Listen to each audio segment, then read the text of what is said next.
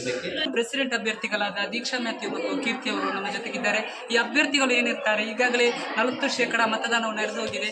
ಈಗ ಅಭ್ಯರ್ಥಿಗಳು ಯಾರು ಗೆಲ್ಬಹುದು ಅಥವಾ ಅವರ ಅಭಿಪ್ರಾಯ ಒಂದು ವೇಳೆ ಗೆದ್ದರೆ ಏನ್ ಮಾಡ್ಬೋದು ಅಂತ ಅವ್ರು ಹೇಳ್ತಾರೆ ಅಂತ ನೋಡುವ ಬನ್ನಿ. ಈಗ ಕೀರ್ತಿ ಅವರು ನಮ್ಮ ಜೊತೆಗಿದ್ದಾರೆ, ಪ್ರೆಸಿಡೆಂಟ್ ಕೀರ್ತಿ ಅವರು ಬನ್ನಿ ಇರ್ತದವರು, ಅವ್ರು ಏನ್ ಹೇಳ್ತಾರೆ ನೋಡುವ. ಹೊಟ್ಟೆ ಒಳಗಡೆ ಚಿಟ್ಟೆಯಿಂದ ಬಿಟ್ಟಂಗಾಗ್ತದೆ, ಅಂದ್ರೆ ತುಂಬಾ ಭಯ ಆಗ್ತಾ ಉಂಟು. ದೀಕ್ಷಾ ಕೂಡ ಒಂಥರ ಟಫ್ ಕಾಂಪಿಟೇಟರ್. ಮತ್ತೆ ಏನು ಹೇಳುದಂತ ಹೇಳಿದ್ರೆ, ಎಲ್ಲ ಓಟ್ ಹಾಕಿದಾಗ ಮುಖದಲ್ಲಿ ಖುಷಿ ಕಾಣುವಾಗ ನಮಗೂ ಖುಷಿ ಆಗ್ತದೆ, ಯಾರು ಗೆಲ್ಲಿ ಸೋಲಿ ಆದ್ರೆ ಮನಸ್ಸಲ್ಲಿ ಎಲ್ಲ ಒಂದು ಕಡೆ ನಾವು ಏನಾದ್ರೆ ಈಗ ಇರ್ತಿತ್ತು ಅಂತ ಒಂದು ಮನಸ್ಸಲ್ಲಿ ಇರ್ತದೆ ಅಲ್ವಾ, ಹಾಗೆ ಆಗ್ತಾ ಉಂಟು. ಮತ್ತೆ ಇನ್ನು ಹೇಳೋದಾದ್ರೆ ಶಾಂತ ರೀತಿಯಲ್ಲಿ ಚುನಾವಣೆ ಆಗ್ತಾ ಉಂಟು ಅಷ್ಟೇ. ಈಗ ಇವರನ್ನು ನೋಡುವ ದೀಕ್ಷಾ ಮ್ಯಾಥ್ಯೂ ಅವರನ್ನು ಅಧ್ಯಕ್ಷೀಯ ಸ್ಥಾನದಲ್ಲಿ ನಿಂತಿದ್ದಾರೆ, ಏನಂತಾರೆ ಇವರ? ಸೊ ನಮ್ಮ ಈ ಕಾಲೇಜಲ್ಲಿ ಇದೀಗ ಈ ವರ್ಷ ನಮಗೆ ಈ ಎಲೆಕ್ಷನ್ ಪ್ರೊಸೆಸ್ ಅನ್ನು ಒಂದು ನಡೆಸ್ತಾ ಇದ್ದಾರೆ.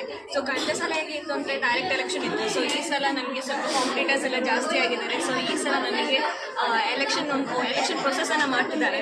ಸ್ವಲ್ಪ ಟೆನ್ಷನ್ ಇದೆ, ಯಾಕಂದರೆ ಯಾರಿಗೆ ಹಾಕ್ತಿದ್ದಾರೆ ಅಂತ ಗೊತ್ತಿಲ್ಲ. ಆ್ಯಸ್ ಅವ್ರು ಹೇಳಿದಾಗೆ ಕೀರ್ತಿ ಕೂಡ ಒಂದು ಟಫ್ ಕಾಂಪಿಟೇಟರೇ, ನಾವೆಲ್ಲ ಒಂದೇ ರೇಂಜಲ್ಲಿ ಇರೋರು. ಸೊ ಹೇಗೆ ಓಟ್ ಹೋಗುತ್ತೆ ಅಂತಲೇ ಗೊತ್ತಾಗ್ತಾ ಇಲ್ಲ, ಏನು ಹೇಳಬೇಕು ಅಂತ ಗೊತ್ತಾಗ್ತಾ ಇಲ್ಲ. ಗೆಲ್ಲುವ ಚಾನ್ಸಸ್ ಇದೆ, ಗೊತ್ತಿಲ್ಲ, ಟ್ರೆಂಡ್ ಪ್ರಕಾರ ಗೆಲ್ಲುವ ಚಾನ್ಸಸ್ ಇದೆ.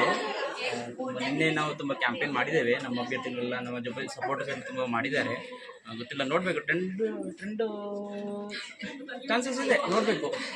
ನಿಮ್ಮೆಲ್ಲರ ಸಹಕಾರ ಎಲ್ಲ ಇದ್ದರೆ ನಾವು ಬರುವ ವರ್ಷ ಉತ್ತಮವಾಗಿ ಕೆಲಸ ಮಾಡುವ, ನಮ್ಮ ಈ ಕಾಲೇಜಿಗೆ ಒಂದು ಉತ್ತಮ ಹೆಸರು ತಂದುಕೊಳ್ಳುವ ಕೆಲಸವನ್ನು ಮಾಡ್ತೇವೆ ಅಂತ ನಾವು ಆಶ್ವಾಸನೆಯನ್ನು ನೀಡ್ತಾ ಇದ್ದೀವಿ.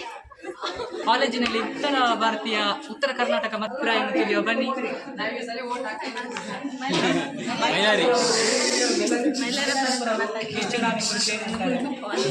ಏನ್ ಮಾಡ್ಬೇಕಂತ ಗೊತ್ತಿಲ್ಲ, ಓಟ್ ಹಾಕ್ಬೇಕಂತ ಮಾಡಿ. ಯಾರು ಗೆಲ್ಬಹುದು? ಪ್ರೆಸಿಡೆಂಟ್ ಅಭ್ಯರ್ಥಿಯಲ್ಲಿ ಇವರು ದೀಕ್ಷಾ ಮತ್ತು ಕೀರ್ತಿ ಅವರು ನಿಂತಿದ್ದಾರೆ. ನಿಮ್ಮ ಪ್ರಕಾರ ಯಾರು ಗೆಲ್ತಾರೆ ಅಂತ? ಇಬ್ರು ಹಂಗಾದವರು ಯಾರು ಕನ್ಫ್ಯೂಸ್ ಆಗಿದೆ. ಆದರೆ ನೋಡಬೇಕು, ಅವ್ರು ಯಾವುದೇ ಥರದ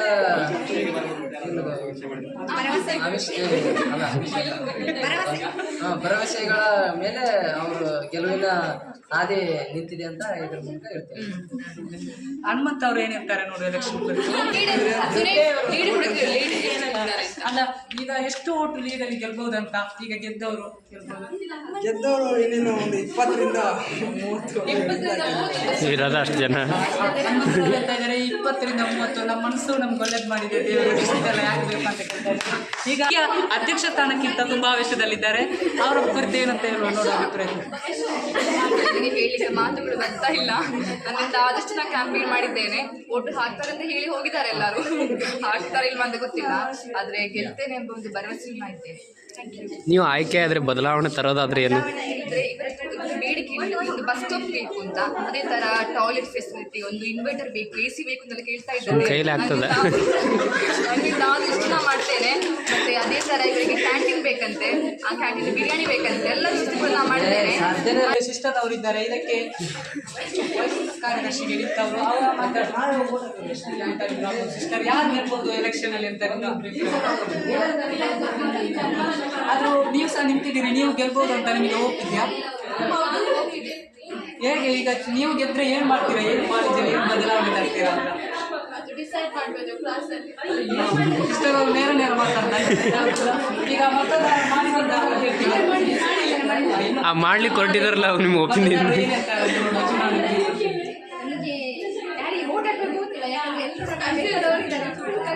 ಅವ್ರು ನೋಟ್ ಕೊಟ್ಟಿಲ್ವಾ ನಿಮಗೆ? ನೋಟ್ ಕೊಟ್ಟಿಲ್ವಾ ಇನ್ನು? ಮನಸ್ಸುಗಳು ಲಂಚ ಮುಕ್ತ ಮತದಾನಕ್ಕೆ ತೆಗೆದಿದ್ದಾರೆ. ಏನಿರ್ತಾರೆ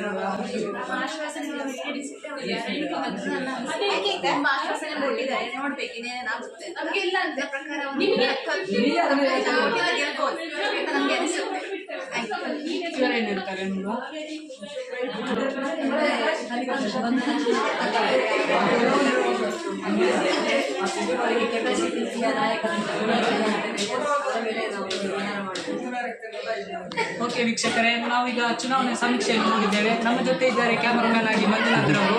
ಚುನಾವಣೆ ವೀಕ್ಷಕ ವಿವರಗಳನ್ನು ಮಾರಿಗಣೇಶ್ ಚುನಾವಣೆ ಫಲಿತಾಂಶ ಇನ್ನೇನು ಕೆಲವೇ ಕ್ಷಣಗಳಲ್ಲಿ ಬರ್ತಾ ಇದೆ. ಧನ್ಯವಾದಗಳು.